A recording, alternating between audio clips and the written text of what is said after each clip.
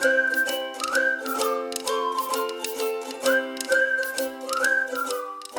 wabarakatuh. Selamat pagi anak-anak, semoga sehat selalu dan selalu diberikan semangat untuk mengawali pembelajaran pada pagi hari ini. Ya, kali ini kita akan mempelajari mengenai gaya dan gerak. Tujuan dari pembelajaran ini adalah mengetahui gerak pada benda, mengetahui hukum Newton tentang gerak. Nah, yang pertama, ada yang tahu gerak itu apa?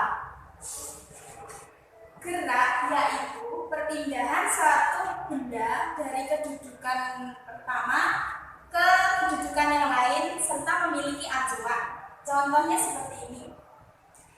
Kalian pernah naik kereta? Nah, di pemberangkatan di stasiun, misalkan di stasiun Purwosari menuju ke stasiun Pasar Senen, kan itu mengalami pergerakan dan ada acuannya seperti itu. Kemudian gerak ada yang dinamakan dengan gerak semu. Apa itu gerak semu? Gerak semu itu adalah gerak yang tidak sebenarnya. Maksudnya bagaimana? Maksudnya adalah benda itu kelihatan bergerak, tapi aslinya itu tidak bergerak. Contohnya seperti ketika kita berkendara, kita kan berada di dalam mobil. Kemudian kita berjalan dalam mobil, mengendarai mobil, kan kelihatan tuh pohon-pohon, terus jalan-jalan, kelihatan bergerak jalannya pohonnya. Padahal yang bergerak sebenarnya adalah roda dari mobil tersebut.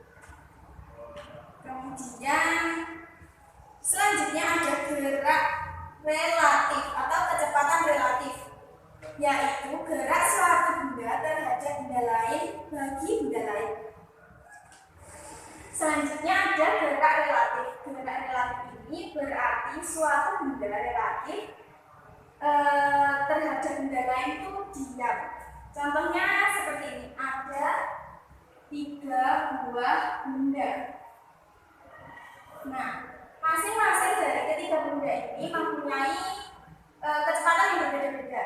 Contohnya yang ini 10 meter per sekon, dan yang kedua 20 meter per sekon, dan yang ini ada 30 meter per sekon. Dari ketiga benda ini memiliki arah yang berbeda-beda. Yang ini benda A berarah ke kanan, yang ini benda B memiliki arah ke kanan, dan benda C memiliki arah ke kiri.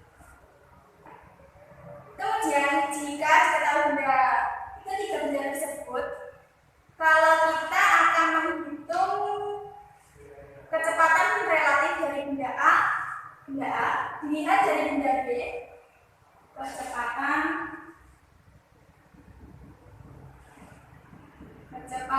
benda A dari benda B. Itu rumusnya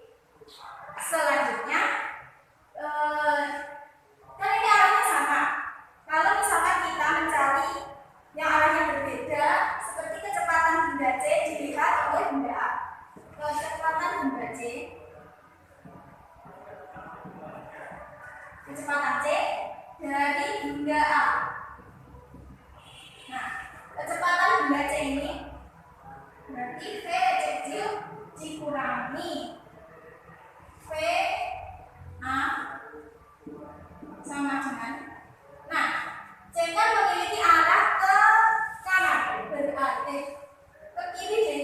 Ke kiri berarti minus 30. VA memiliki kecepatan 10. Berarti dikurangi 10. Nah, ini tinggal dikurangi aja. Negatif dikurangi negatif 30 dikurangi 10. Ini hasilnya 40 meter per sekon. Arahnya kemana? Arahnya ke kiri. Berarti ini menandakan negatif 40 meter per sekon.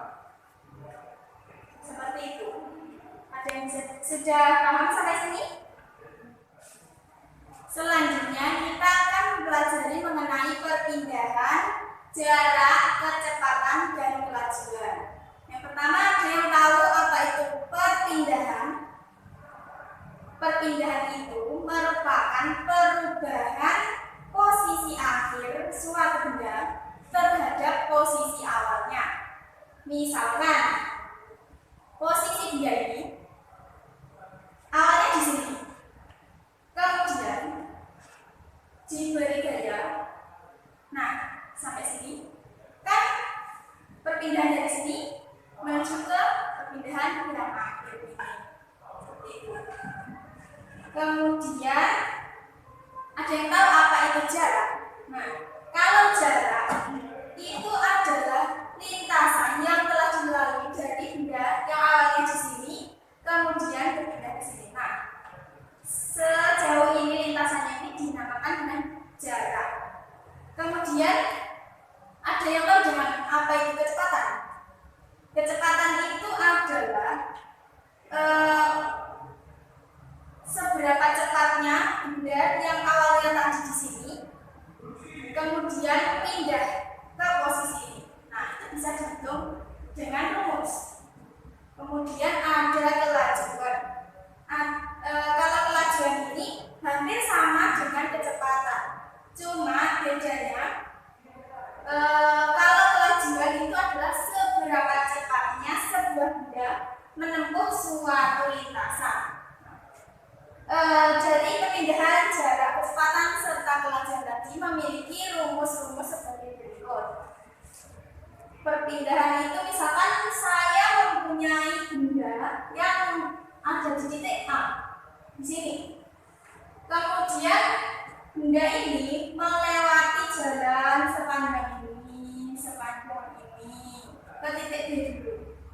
Ini ke titik B. Kemudian benda ini memiliki sampai titik di sini, titik C. Benda ini mengarah ke kiri lagi sampai sini ke titik D. Nah, kan mempunyai panjang lintasan sepanjang itu. Dan cara menghitung dari perpindahannya, perpindahan benda A dari posisi A ke posisi D. Nah, ini ada lintasannya dari benda tadi, dari awal posisi awalnya dari A kemudian ke B kemudian ke C kemudian ke D. Nah, untuk mencari perpindahannya itu bisa menggunakan rumus. Misalkan di sini jaraknya 10, terus di sini jaraknya 12, terus di sini jaraknya panjang lintasan ini 26. Bagaimana cara mencari perpindahannya? Perpindahan dari benda tadi kan awalnya dari sini, terus posisi akhirnya ada di benda J. Berarti perpindahan ini kita mencari panjangnya perpindahan ini. Itu dengan bagaimana? Bisa dengan rumus Pythagoras. Kan ini bisa juga. Kalau di sini 12, terus sepanjang ini kan tadi 26 dikurangi 10 berarti ada 16 posisi. Bagaimana caranya? X, kita mencari X. Ini akar dari 16 kuadrat ditambah 12 kuadrat sama dengan 16 kuadrat itu berapa? 256. Ya. 256 ditambah 12 kuadrat ada 144.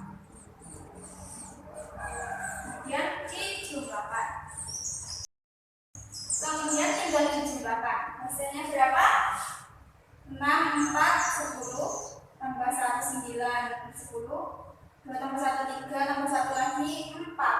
Ada 400. Akar dari 400 berapa? Itu 20. Berarti perpindahan dari posisi awal di A di sini menuju posisi akhir di sini ada 20.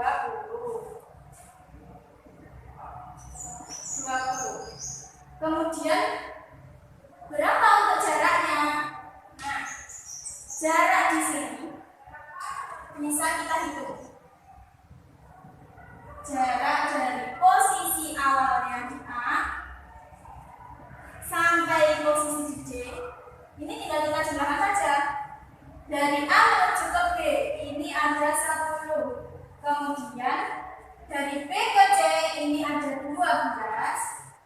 Kemudian dari C ke D ini ada 26.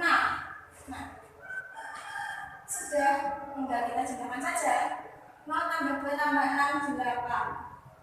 1 tambah 1 tambah 2, 4. Nah, jadi jarak yang ditempuh dari posisi awal ke posisi akhir ada 48 meter. Selanjutnya, kita tadi sudah mengetahui perpindahan jarak. Kemudian kita mencari kelajuan. Bagaimana rumusnya kelajuan? Kelajuan itu disimbolkan dengan VC. Rumusnya bagaimana? Rumusnya adalah jarak dibagi waktu. Jarak ini disimbolkan dengan S kecil dan waktu ini disimbolkan dengan T kecil. Jaraknya berapa? Tadi 48 meter.